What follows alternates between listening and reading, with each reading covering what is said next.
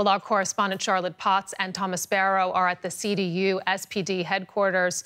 Charlotte, I will begin with you because, as we mentioned, a day of soul-searching really here in Germany. Merkel's party is the major loser of this election, although on the face of it, we have to mention, of course, they do appear like the winner. How big is the disappointment over there? It's big. I have to say that. I mean, the party leadership is still trying to portray this as a win for the CDU, as a win for Angela Merkel. At least she has made it into a fourth term, as it looks like right now, that she will pose as chancellor again. And at least the party is at 33%. But of course, when you look at the numbers closer, this is a huge loss. It's the biggest or the weakest result for the Conservatives since 1949.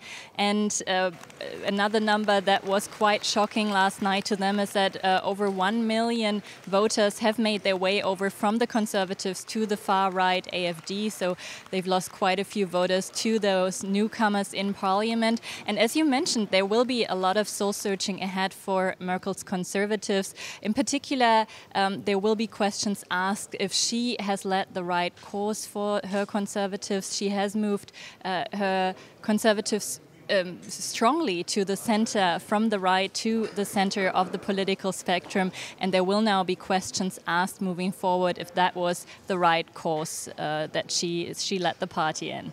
Absolutely. A lot of questions yet to be answered. Also on the part of the SPD, where you are standing by at correspondents are standing by. We actually have correspondents standing by at the CDU and the SPD headquarters. Our correspondent Charlotte Potts is at the CDU and Thomas Sparrow is at the SPD. Charlotte, I'll begin with you. What's been the reaction there?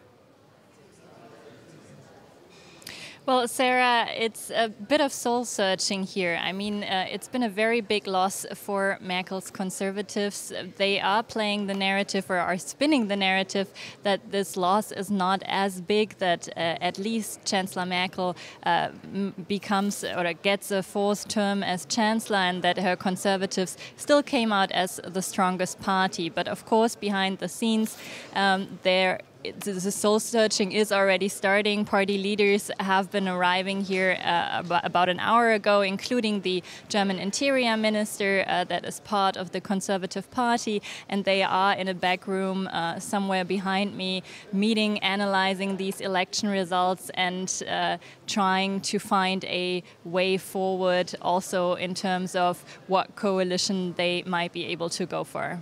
And it's quite interesting, Thomas, I'll turn to you next, because one party that will not be part of that coalition, the SPD, said that it is going into the opposition. So the Grand Coalition seemingly not an option. Tell us a little bit more about why they might have made that move. Well, if there's soul-searching at the CDU, as Charlotte says, imagine what the feeling is like here at the SPD and what the feeling was like yesterday when those results came in. It was absolute shock by the SPD at the worst result at a national election. And obviously that worst result at a national election meant that for party members here, a repeat of the Grand Coalition was simply an impossible option. That's obviously why they decided that the next move for the Social Democrats had to be in opposition. That move, obviously, in the main interest of the party, trying to rebuild their profile after 4 years in which they may have achieved certain things. For example, minimum wage in Germany. That was one of their key projects in the last few years, but where they didn't even take the credit. The credit was always taken by Chancellor Angela Merkel. And if you spoke to party members here, something that we did last night, they all said, under no circumstance a repeat of the Grand Coalition. It's time for the party to move to the opposition, and it's time not only to rebuild that profile, something that Martin Schulz himself said here, but also to try and prevent the AfD from becoming the largest party in opposition. And that's one of the focus that Martin Schulz will have in the next few months, in the next few years. The SPD trying on the one hand to be in opposition to the Conservatives, to Angela Merkel, on the other one also trying to have a clear position against the AfD.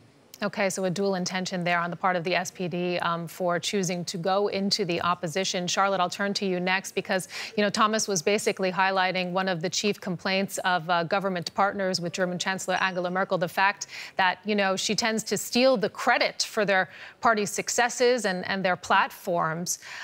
What does that mean now for her efforts to form a coalition going forward? What are her options? Well, there is actually mathematically only one viable option left if the Social Democrats decide to stick on not being part of the Grand Coalition, as Thomas just told us, which is very likely. And that leaves the option of a Jamaica coalition. That means a coalition of Merkel's conservative bloc, the Bavarian sister party, and her conservatives in the rest of Germany, the Greens and the Liberals. And it's going to be very, very tough because, as I said, this party is in a process of soul-searching what went wrong in the last 4 years. They are asking themselves, has Angela Merkel moved their party too much to the center? And we are already hearing voices from the Bavarian sister party of this conservative bloc that tends to be a lot more conservative, saying we have to move the debate more to the right, we have to address the issues that made voters vote for the far-right AfD, so address issues such as migration and integration more thoroughly, be stricter on that than Angela Merkel has been in the past years, and that will prove very, very hard in these coalition talks with the Green Party, especially, who are tending to be more lean on migration than, for example, the Liberals and the CDU. So it promises this is only one topic of debate. At least the Greens and the Liberals have said that they are willing to engage in negotiations, but they are most certainly going to be very tough, and they are going to last most likely for a pretty long time, those negotiations. Absolutely, and we'll see if they can get a government that can actually govern and be viable, given that these are unlikely bedfellows. Charlotte, you were talking a little bit more about the soul-searching on the part of the CDU-CSU, the fact that a lot of their voters had gone to the AfD, had voted for the AfD. Meanwhile, where you are, though, Thomas, I mean, Martin Schulz, I mean, he basically came out of the gate last night in a fighting spirit, really very much on the attack. Is there also soul-searching going on at the SPD, or are they really gearing up now for the opposition? Well, there's certainly a lot of questions here at the SPD, but let me just tell you, I mean, obviously the CDU lost many votes to the AfD, but the SPD also lost many votes to the AfD, around 500,000 according to some of the stats that we've been able to get, and that's something obviously that worries many people here at the SPD headquarters. The SPD was for decades the workers' party, the party that represented the interests of the workers, and that's something that to a certain extent they seem to have lost to parties, for example, like the AfD. There are many questions in the next few hours, in the next few days, that will have to be resolved here. For example, who will lead the party in opposition? Who will be the parliamentary leader? What role exactly Martin Schulz plans to play as party leader? What the main interests of the party will be, and how exactly, for example, they will fight the AfD? Because obviously they've all said that racism cannot be part of the German parliament, but there are still plenty of questions as to exactly how the SPD plans to put forward that strategy in parliament. Thomas Sparrow and Charlotte Potts with the story behind all of the numbers. Thomas, you're at SPD headquarters, and Charlotte Potts at the CDU-CSU headquarters. We thank you very much to both of you for your reporting. That was Martin Schulz speaking just a short while ago, where our correspondents are standing by at SPD headquarters. Thomas Sparrow is standing by, and Charlotte Potts is meantime at the CDU headquarters, Angela Merkel's party. Thomas, I have to turn to you first, as we have just been talking about the head of the SPD, Schulz, giving a speech there very much focusing on the future. He says that he will lead a strong opposition. How exactly? Well, that is the question, Sarah, that leaders here at the SPD are going to be discussing today, what their priorities will be as the leading party in the opposition. What they have already said is that they will focus on two specific fronts. One, obviously, being an opposition to the conservative bloc. That's something that party delegates here clearly stressed last night there was absolutely no interest in forming part of a new grand coalition with the Conservatives.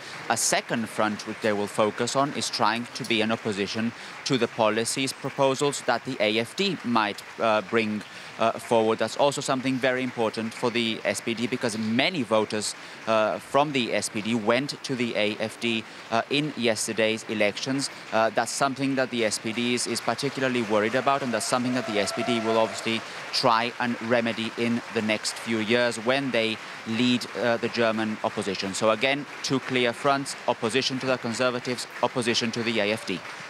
Okay, let's turn to Charlotte now, because we have to talk about the task of governing. Meantime, there at the CDU, the job is to form a coalition, and it will not be an easy task, will it? No, it definitely won't.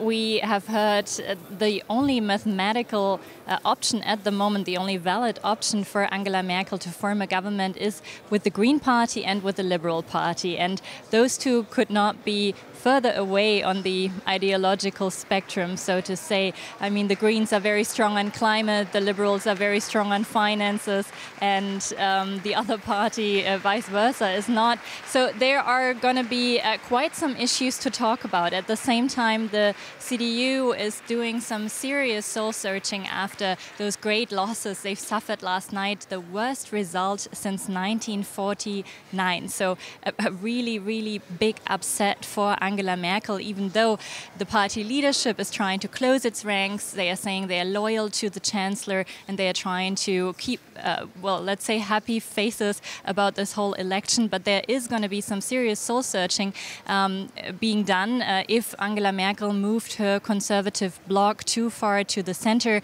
and if it needs to be moved now further to the right again, especially in regards to migrants and refugees. And we've heard some rhetoric coming out of her Bavarian sister party that tends to be more conservative than the rest of her conservative bloc, saying that now it's the time to be tough on migration and tough on refugees, basically trying to get voters back from the far right AfD,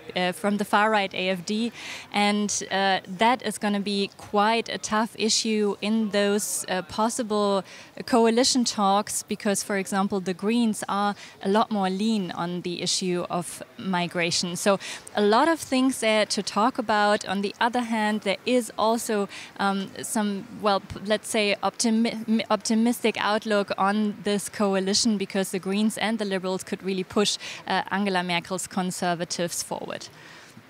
Absolutely. Some unlikely bedfellows there in that potential coalition. We will see if the Chancellor is able to make it happen. We thank you very much for your reporting, Charlotte Potts, there at the CDU, as we just heard, and Thomas Sparrow with the latest from the SPD.